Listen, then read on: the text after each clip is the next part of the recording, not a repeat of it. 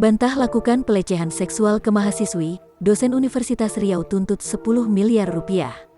Dekan Visip Universitas Riau, Syafri Harto dilaporkan ke polisi terkait dugaan pelecehan seksual terhadap seorang mahasiswi. Syafri Harto diduga melakukan pelecehan seksual terhadap mahasiswi jurusan Hubungan Internasional berinisial L, namun, ia membantah kalau dirinya berbuat tidak senonoh terhadap mahasiswinya. Dirinya mengaku akan menuntut balik mahasiswi yang menudingnya. Ia juga akan menuntut balik pihak yang telah merugikannya. Ia mengaku tuduhan melakukan pelecehan seksual mencederai nama baiknya. Oleh karena itu, ia akan melapor ke polisi dan menuntut sebanyak 10 miliar rupiah.